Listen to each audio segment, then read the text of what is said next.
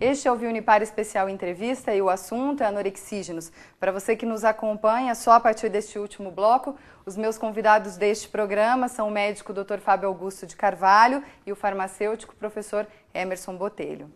Como que a indústria farmacêutica recebe esse tipo de proibição aí que a Anvisa queria fazer para suspender totalmente os anorexígenos, Emerson? Bom, eu acho que eu vou pegar o link que o Fábio deu. Eu acho que as sociedades da área médica, todas de endocrinologia, ou até da área que é a especialidade dele, que é a cirurgia bariátrica, todos devem estar imunidos de um consenso e um bom senso em relação a isso. A indústria, ela acaba tendo um investimento elevadíssimo em relação à pesquisa, a formas farmacêuticas, uma utilização apropriada desses medicamentos. Em relação à qualidade da produção, eu não discuto, porque eu acredito que todas têm liberação para essa produção. O que há de se discutir são os critérios de como esses medicamentos devem chegar às farmácias e como a Anvisa deve fazer realmente esse controle. E aliado a isso, eu colocaria o comentário que o Fábio fez sobre a possibilidade de qualquer médico que solicite o receituário B2 a fazer essa prescrição. Eu acho que talvez se a gente tivesse uma caracterização da área médica em relação a designar ou destacar pessoas especializadas realmente na área, para que esses medicamentos sejam prescritos, eu acho que nós vamos ter uma redução muito grande no uso indiscriminado desses medicamentos e talvez nós tenhamos uma consciência um pouco maior da população em relação a isso. A indústria farmacêutica, ela não acredito que ela poderia perder em relação ao volume de vendas ou até de, vamos dizer assim, de campanhas em relação a isso. Mas com um medicamento controlado e está há muito tempo no Brasil, eu acredito que eles não vão ter uma parcela de prejuízo grande em relação a isso. O que pode acontecer, talvez, são novos fóruns de discussão para se estabelecer que tipos de medicamentos serão prescritos. Por exemplo, canfepramona, clorbenzex, talvez se reduzir um pouco a gama de medicamentos, já que eles têm mecanismos muito parecidos, mudando pontualmente uma coisa ou outra, e se designar realmente e estabelecer um critério de quais seriam os medicamentos dessa classe especificamente que deveriam ser prescritos, em que situações, que profissionais. Ou se, Fábio, de repente só médicos igual ele que faz cirurgias bariátricas e atende pessoas com nível de obesidade, precisam, de repente, do medicamento para dar aquele empurrão que ele mencionou, né, para sair desse estado e melhorar a qualidade de vida e fazer exercício físico. E os endócrinos, né, que também têm aptidão para a área e podem, né, prescrever isso sem risco à saúde do paciente. Acho que daí já ajudaria bastante, né? Com certeza. Os endocrinologistas usam muito essas drogas e usam muito bem. É a especialidade que mais utiliza, inclusive. É um grande mercado para eles também, né? Sem dúvida alguma. Eu acredito que seja um grande mercado, mas ele tem que ser um mercado bem utilizado. Então as pessoas, olha, não é possível, eu acredito muito nas pessoas de bom senso. A gente tem que acreditar dessa forma. Se alguém se especializa numa área e vai cuidar da saúde do indivíduo, ele é obeso, ele sabe que essa pessoa tem problemas, como a gente já discutiu aqui, vários aspectos em relação à discriminação, à mudança de comportamento dele, a problemas psicológicos que ele possa ter. Então essas pessoas têm capacidade para saber se esse indivíduo pode ou não utilizar o medicamento a partir de sua prescrição.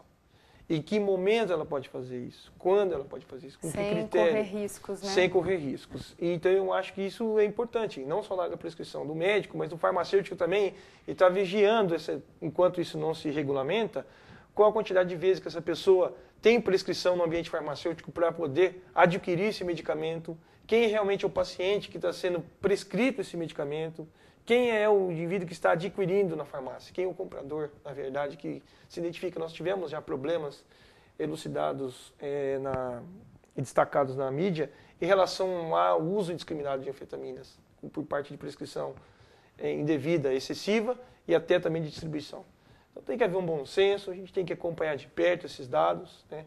Isso não prejudica só o indivíduo que é o usuário do medicamento, mas também prejudica toda uma classe da área de saúde e toda a confiança que as pessoas têm por esses profissionais. Tem que ser observado também, né, doutor, o tempo que ela vai tomar o medicamento, o número de cápsulas por vez, né, tudo isso são fatores. Eu acho que a gente está partindo para uma regulamentação mais detalhada.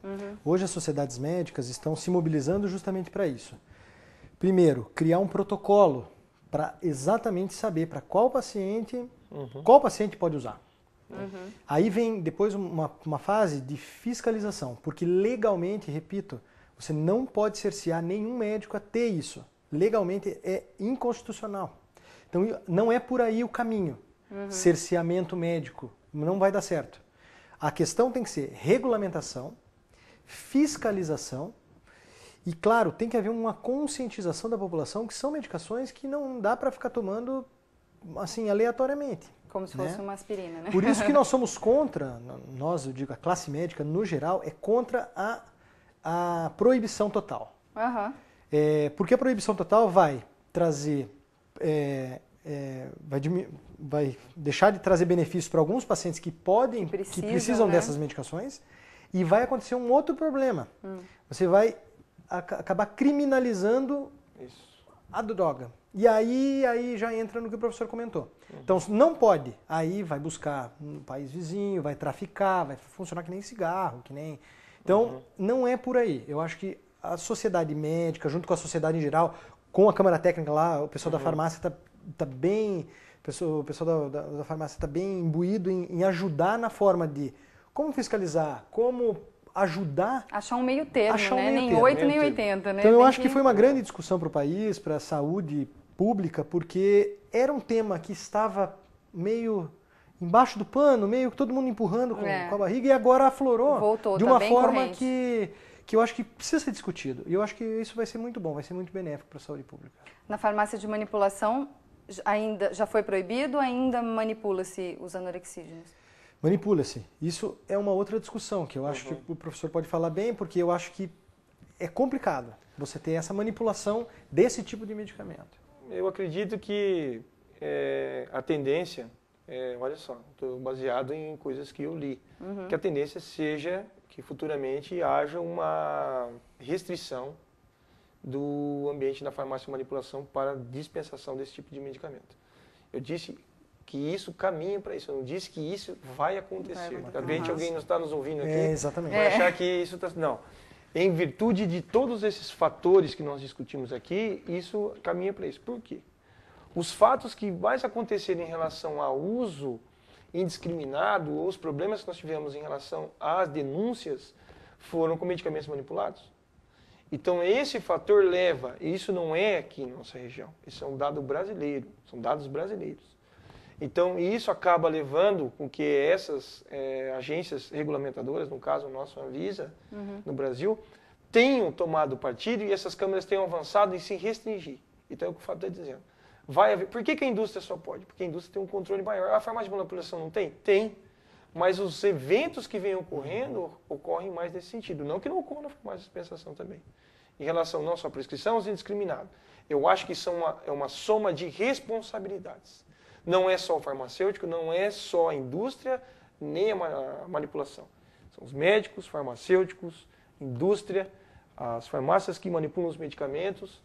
Então, tudo isso tem que haver um bom senso em relação a isso tudo. Então, eu acho que a gente não pode radicalizar. Tem que saber. Nós também não podemos penalizar as pessoas que praticam boas práticas farmacêuticas em relação à manipulação de medicamentos. Que vão sofrer que são profissionais extremamente criteriosos, que são pessoas corretas, e colocando isso tudo no mesmo bolo. No mesmo bolo que nós temos sempre as exceções. Como tem na área médica, como o Fábio mencionou, também na área farmacêutica também há as exceções. Temos excelentes exemplos nas duas áreas. Então eu acredito que nós temos que saber onde estão ocorrendo os principais eventos e poder, de alguma forma, ajudar e se chegar a uma conclusão em relação a esse assunto. O Dr. Fábio realiza palestras e contribui dentro do possível com esclarecimentos à população sobre obesidade. É um site também que você tem, né, Dr. Fábio? Essas palestras que você realiza, como que funciona? A gente tem feito palestras dentro de um programa chamado Saúde em Ação, que leva para as pessoas justamente não só o tema da obesidade, como outras doenças. A gente convida alguns profissionais para participar. A gente tem feito isso em Umuarama, em algumas cidades da região, então isso é gratuito, é de informação, divulgação. Mas o que a gente tem buscado hoje, como a internet é um grande meio de informação, e às vezes informação boa, às vezes informação ruim, né? O Dr. Google é um negócio meio complicado, porque o Dr. Google tem boas informações e tem informações que não são tão boas também. Então a gente criou um site, nesse site é o www.emagrecimento.consaude.com.br. Lá tem algumas coisas sobre o tratamento de obesidade, mas tem um canal, aliás, tem vários canais para a gente conversar e trocar ideias. Tem um Fale Conosco, que é direto por e-mail, mas a gente tem Twitter, Facebook, Orkut, porque eu acho que esse é um grande canal hoje, as redes sociais, é um grande canal entre o médico e a população em geral. Não dá para o médico, para a classe médica mais ficar retendo a informação. Você tem que divulgar isso para o máximo de pessoas possíveis. E as pessoas gostam, né, de ter essa proximidade, poder tirar dúvidas, né, obter mais informações a respeito. Fica aí então a dica, né, do site do Dr. Fábio. Vou repetir o endereço que você vê aí no seu vídeo, www.emagrecimento.consaude.com.br. Eu quero agradecer assim imensamente a presença de vocês aqui. Foi um papo, assim, acho que muito importante para a nossa sociedade. A gente está na Unipar, uma universidade cheia de jovens, né, que é um público-alvo no uso desses medicamentos. O nosso interesse aqui como TV é sempre alertar, né, as pessoas e auxiliar cada vez mais por uma vida melhor. Se quiser deixar algum alerta, fiquem à vontade. Não, só queria agradecer, além do Fábio fazer essas palestras, eu acho extremamente importante. E dentro do curso de farmácia, a gente também realiza as palestras sobre dependência em droga e álcool, que são palestras institucionais que a gente realiza nas escolas. Então, já pegando o pessoal mais ou menos em relação à dependência. Quem faz esse trabalho no curso de farmácia sou eu, o professor Arquimedes, a professora Samanta. Nós temos divulgado, né, de forma institucional essa palestra, quando nos é solicitada nas escolas. Então, a gente já acaba tendo, lógico, de forma muito sutil, né, nas escolas, crianças também participam delas e pessoas do ensino médio, para que esse alerta em relação não só ao uso indiscriminado, mas também a dependência em relação às anfetaminas pode acarretar nesses indivíduos. Okay. Eu gostaria de agradecer também pelo convite e parabenizar vocês da Unipar, que estão envolvidos sempre em programas né, assim, que colaboram com a sociedade, trazem benefício para a sociedade. Eu acho que isso que as pessoas, no geral, precisam ter um pouco mais de consciência com relação ao próximo. Ser menos individualista e ser mais coletivo, porque aí eu acho que a gente vai conseguir melhorar a nossa vida, enfim. E tá de parabéns, programa muito interessante e gostei de participar. Obrigada. O Via Unipar fica por aqui, cuide sempre da sua saúde física e mental. Garanta uma qualidade de vida. Até o nosso próximo Via. Tchau, tchau.